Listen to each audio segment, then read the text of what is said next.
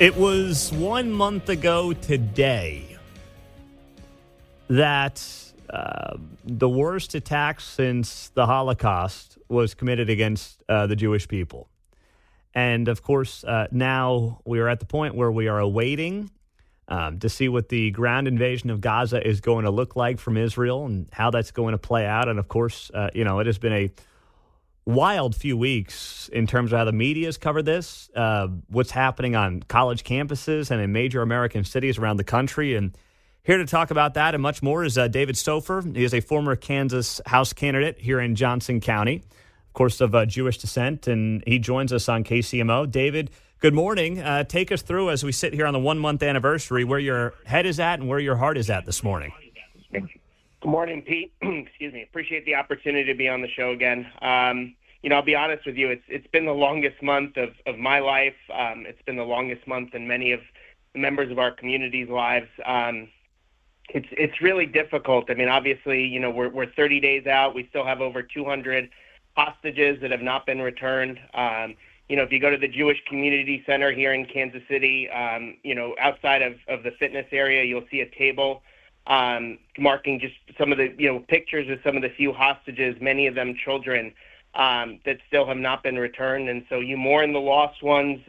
We're still struggling with the fact that we still don't have children that right now are located in Gaza that desperately want to come home, that at the moment Hamas continues to hold hostage with no end in sight. And certainly, again, from our end, we've got to be able, as a country in Israel to defend ourselves. And I know Israel is doing a phenomenal job in being able to hold Hamas accountable and making sure that, again, this kind of tragedy does not happen again. And then, you couple that with some of the anti-Semitism threats that we're dealing with. You're seeing increased security at our schools, at our synagogues. It's something that, unfortunately, we're getting used to. But nonetheless, it's something every day, we continue to call out on social media because it's important that people are aware. They understand the threat of anti-Semitism, what it can do, and, what it ultimately means to our community and the threats that we have to deal with every single day. Are you surprised, David, by the level of anti-Semitism that has clearly been shown, whether it is in some of these protests around the country, whether it is on some of these college campuses or anywhere else for that matter, media coverage as well?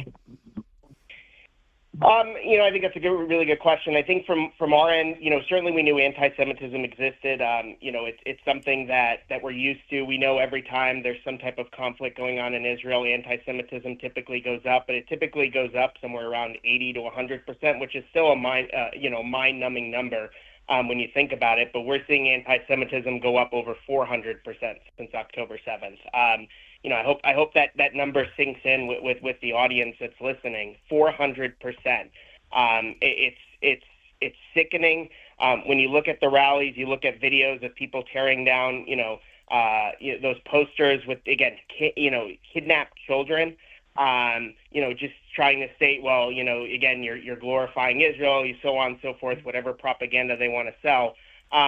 The reality is that, again, we know anti-Semitism exists, but the degree to which it's being shown currently, to where so many, individuals are unfortunately choosing to support a terrorist organization that went out and beheaded children, beheaded women, tortured Israelis, started this entire conflict and has been the result of unfortunately, the deaths of thousands of people.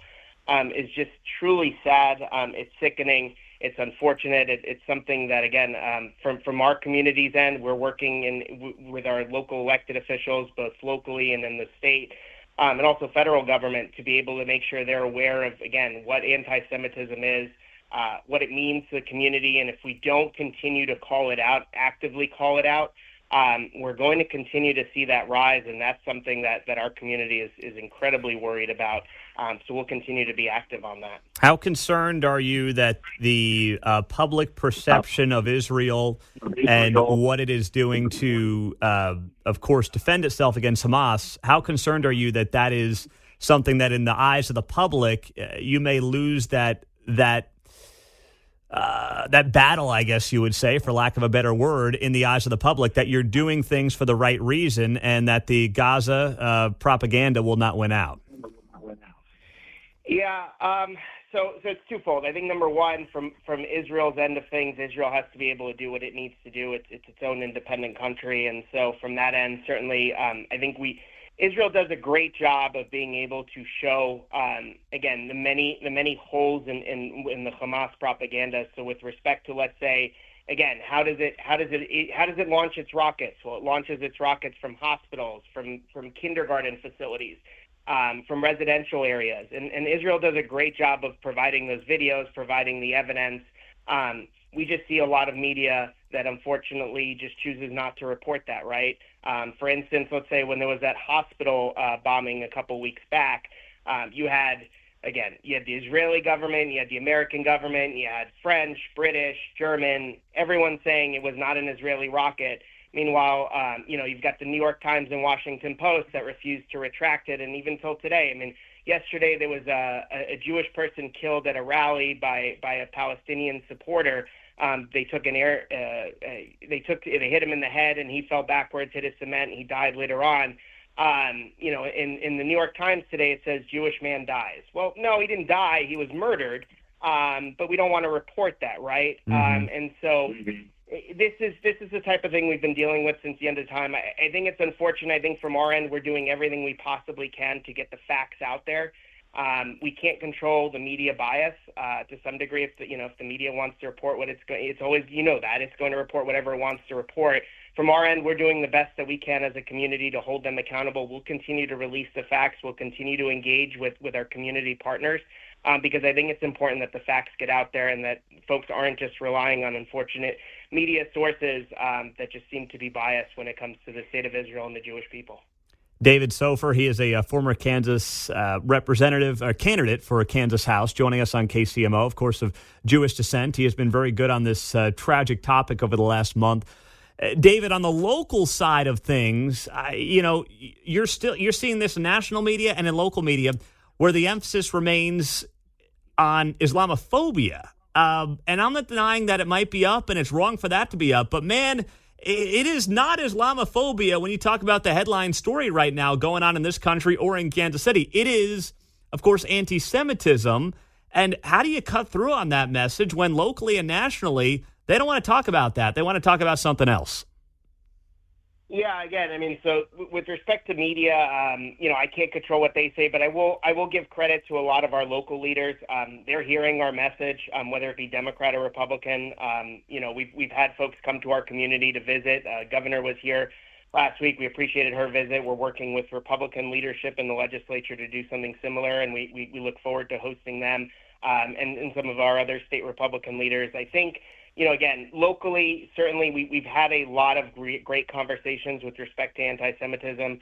On the university side, we're trying to work with them to better understand, especially I think you had highlighted something that came out in Kansas University with respect to the grad teachers union, that then the chancellor had to speak up, and the KU does not like doing statements. Unfortunately, a couple of nights ago, the fraternity at Kansas University, the Jewish one, had their Israeli flag stolen and torn to shreds. And I think now local police department is investigating that. So, from our end, what we've got to be able to do is we've got to be able to work through training what anti-Semitism is, which the Jewish Community Relations Bureau here in Kansas City does an absolutely phenomenal job at doing outreach. And so we continue to do that. We're also working with our elected officials to understand the pain that our community goes through every single time one of these anti-Semitic acts happen. What is anti-Semitism? That's why we approach every single one of these local governments to define what anti-Semitism is, and we've had great success being able to approach every city council and being able to do that. And we're going to continue to fight it. So, I mean, really, it's to answer your question in summary, it's about education and it's about outreach, and it's something that we're going to continue to do each and every day, and we're very thankful that for the large part our community leaders have stepped up and are pushing that message. All right, David. Well, we appreciate you being here. Thank you for the updates, and we'll be in touch. Appreciate the time. Thanks, Pete. Appreciate it. That is David Soffer. He is a former Kansas House candidate joining us on KCMO of Jewish descent, and he has been an important voice in the Kansas City community over the last month since those horrific terrorist attacks on October 7th in Israel.